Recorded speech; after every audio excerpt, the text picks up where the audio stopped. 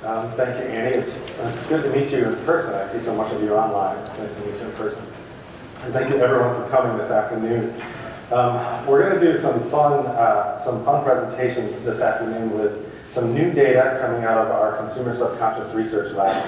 And I'm going to talk a lot about how to measure non-conscious associations and non-conscious thinking properly. But before we do that, before we get into some of that, I want to do a little bit of the fun stuff and show some iconic images from the Super Bowl ads from this last year. You guys recognize any of these?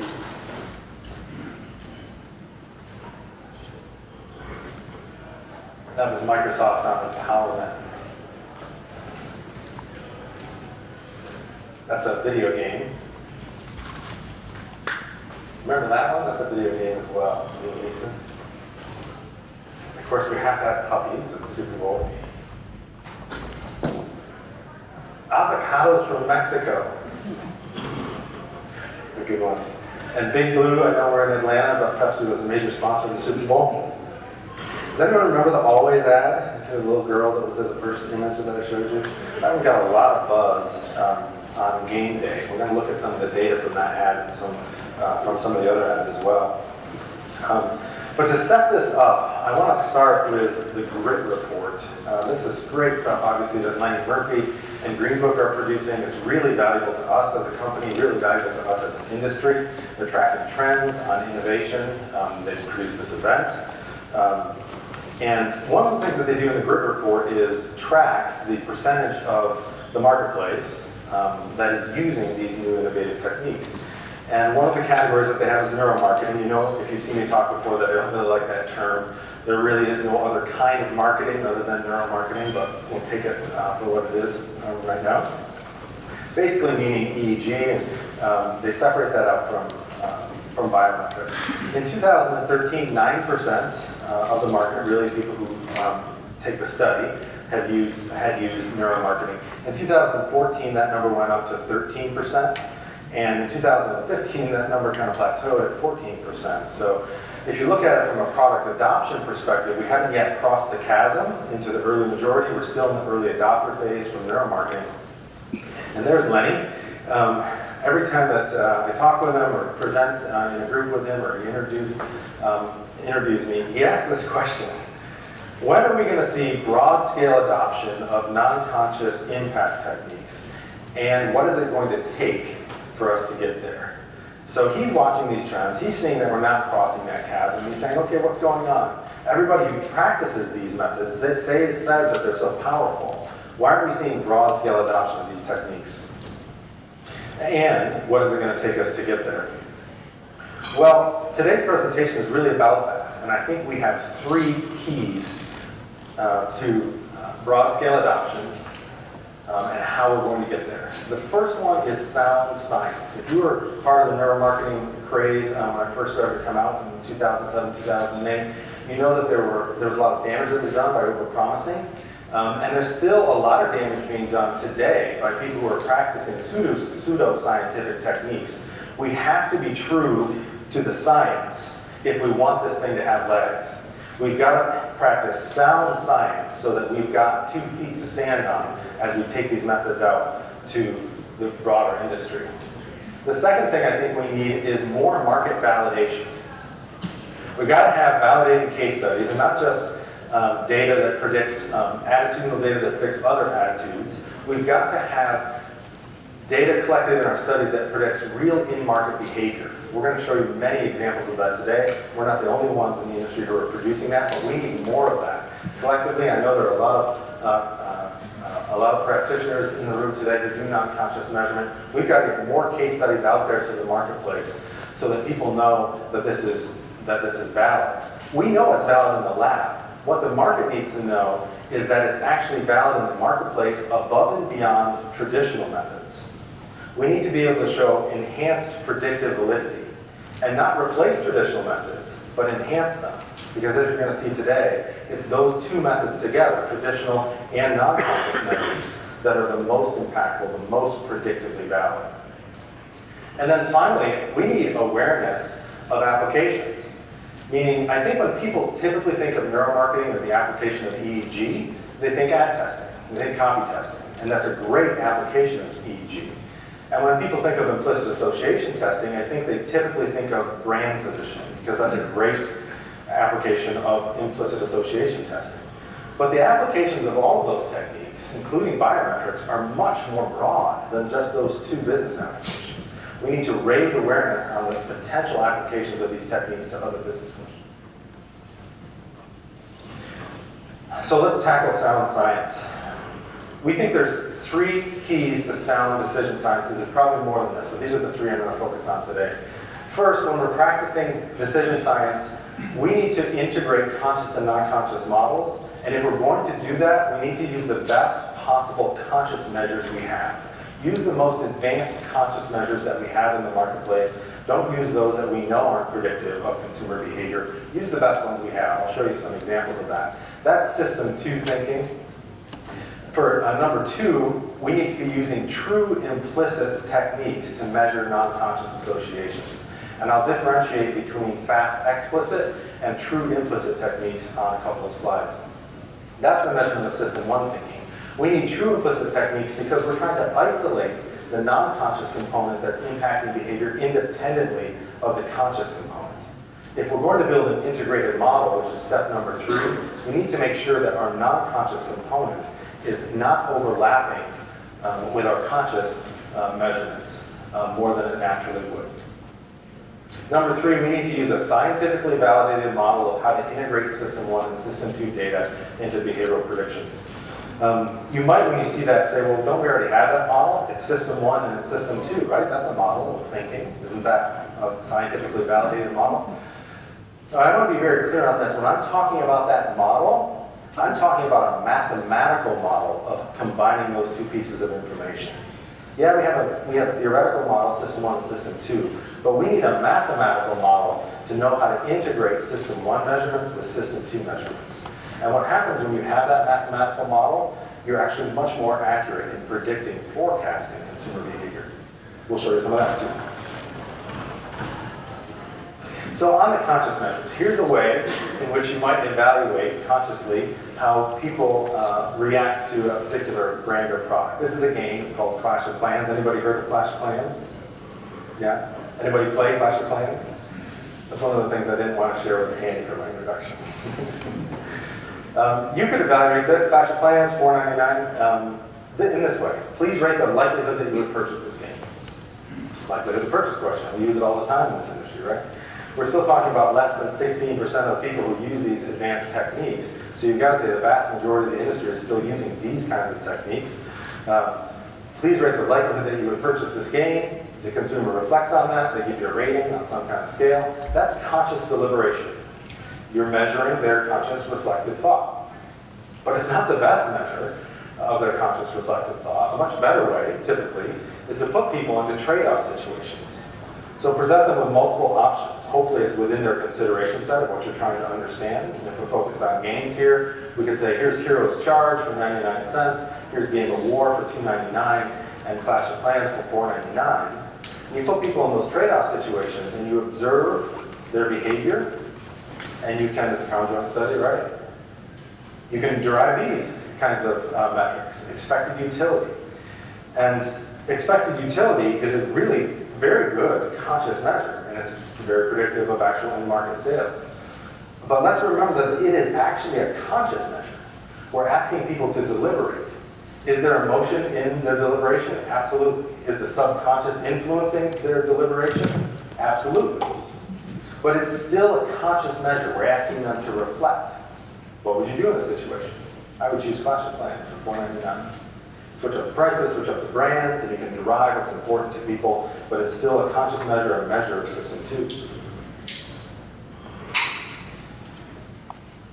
It's a very good measure of System 2. When it comes to measuring System 1, we want to make sure in implicit association testing that we're actually measuring implicit associations, that we're removing as much of the conscious deliberation as we possibly can.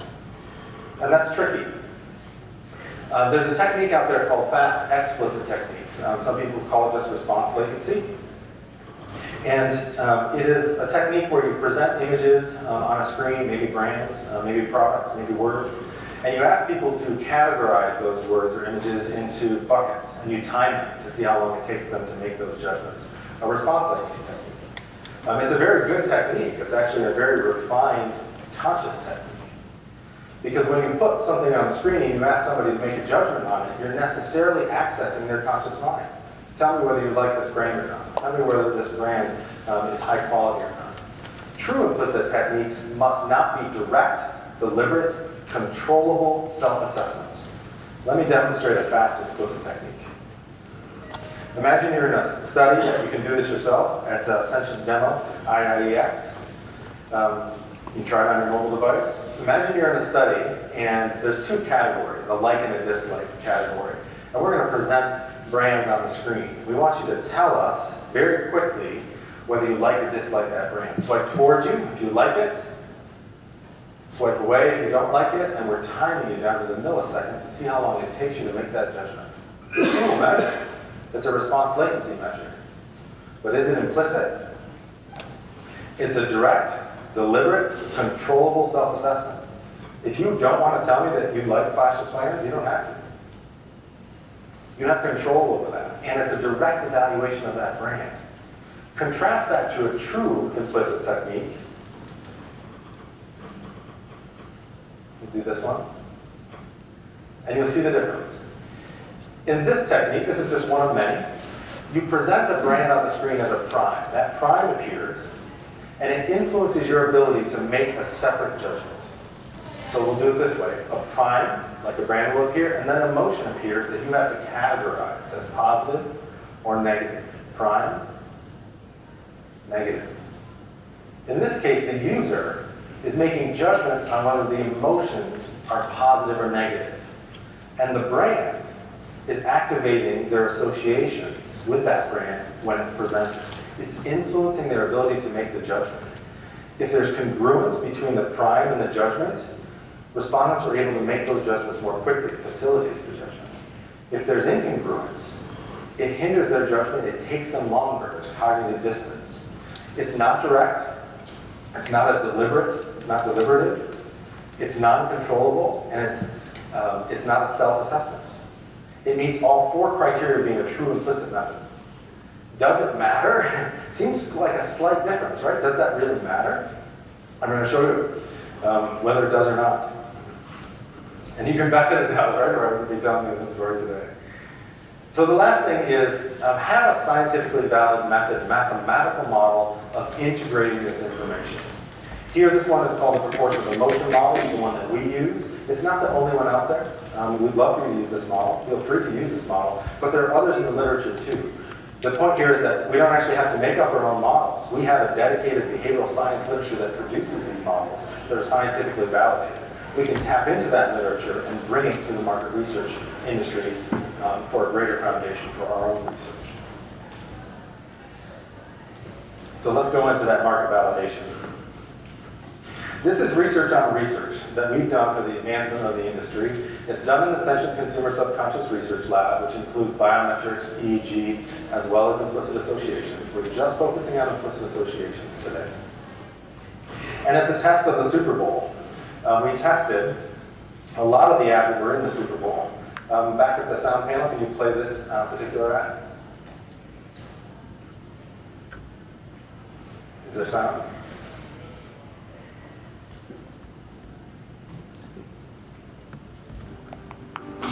I warned you this. Show me what it looks like to fight like a girl.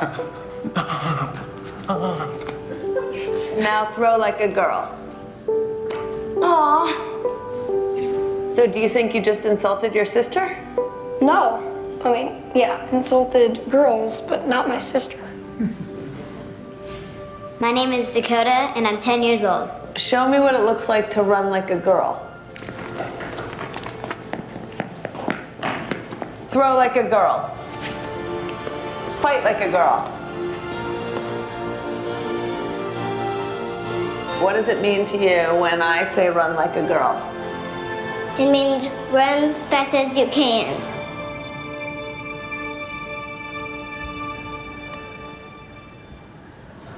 I'm joking, I'm just watching that last girl wrestling my daughter, who's about 3 years old. Very powerful, very emotional ad. Is that, anybody feel any emotion watching that? It's controversial ad too. Not everybody liked that ad. Does anybody self-identify with that ad? It's a harder question to answer in a public forum. Yeah. Can you see it? Maybe not yourself or in a friend, maybe? There's two keys that come to life in that ad for implicit impact from our perspective on ad effectiveness. And one is having an emotional impact, but it's also making a connection with a sense of self of your target audience.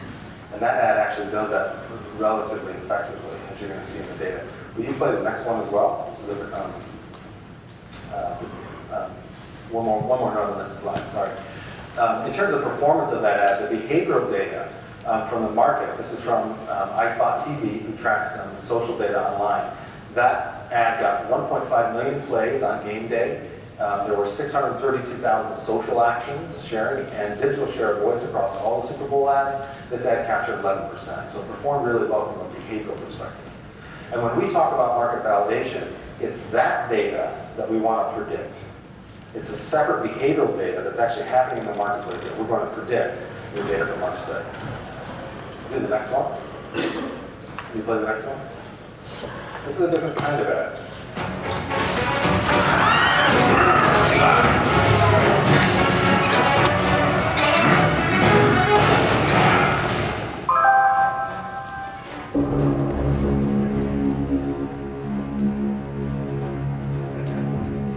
I don't know you, Big Buffet Boy 85, but if you think you can humiliate me and take my gold, think again.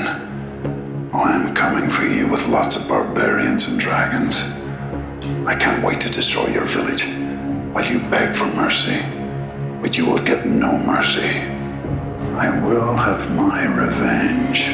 Lion? Have a scone for lion? Over here. It's, Liam.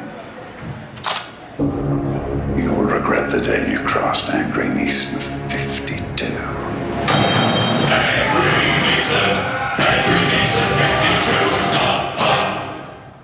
52. Ad just cracks me up. That didn't do quite as well on game day, only 700,000 online plays and 35,000 social actions. It actually did much better afterward. It was shared at over 49 million online plays for that ad in the period after the Super Bowl. So again, that behavioral data is what we want to predict. That's going to be our dependent variable. In this study, we measured the impact on over 50 brands from 61 different ads. And that's a key point here on implicit association measures for your ad testing. It is an impact variable. It's an outcome variable. How does exposure to your ad actually change impressions of your brand? We're not measuring impressions across the ad, which EEG and biometrics are exceptional at. We're actually measuring the impact after you've been exposed to the ad.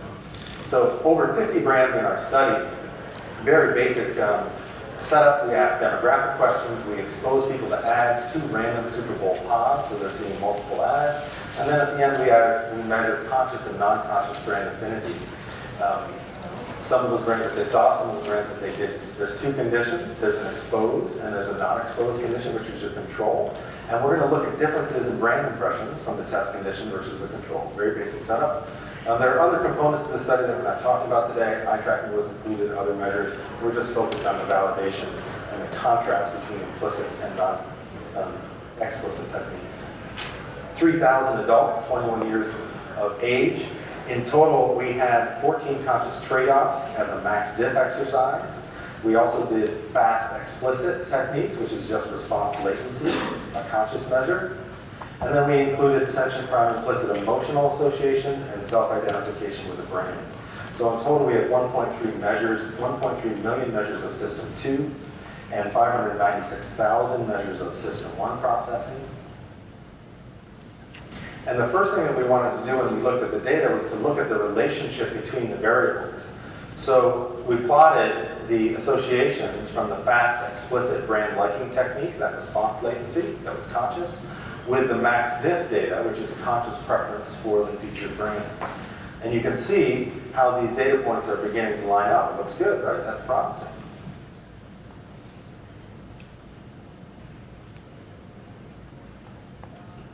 Fast explicit along the bottom, conscious preference by max dip along the Y. And wow, look at that relationship. This correlation is 0.88. That seems like a great outcome, right? But there's a punchline here. If there's a 0.88 correlation between my response latency technique and my conscious technique, do I really have a unique measurement? This is actually data of how that conscious measure, fast explicit, is very similar to the conscious data that's coming out of your max dips. There's a tremendous amount of overlap between these two. They share a tremendous amount of variance, almost 80% of variance. I would argue that the fast explicit technique is a very good measure, but it's a very good conscious measure. And it kind of dissolves as we begin to look at the contrast of the true implicit technique with the conscious technique. If we look at the relationship here, we see there's a correlation of 0.46. That tells you that there's some relationship between these two measures, the true implicit measure and the conscious measure, but there's not as strong a relationship. Now, on its own, that may just be noise. We still need to know whether that variation is meaningful variation. Does it actually predict something different in our behaviors of interest? And I'll show you that data and then open up for questions. So here we'll show you the correlation with the separate behavioral data in the marketplace. Social actions, this is the top 20 ads. Here's the relationship between the conscious lit max dip and social actions, it's 0.75. If you add in the fast explicit, it's 0.88. And if you add in the true implicit, your correlation goes up to 0.43. If we do that for online views, we see the same relationship. And if we do it for total digital share of voice, the correlations go up. But the true implicit has significantly more variance in predicting actual in-market behavior. That tells us that those differences between those measures is meaningful. It's capturing something at a non-conscious level that the fast explicit is not. And there are no other questions.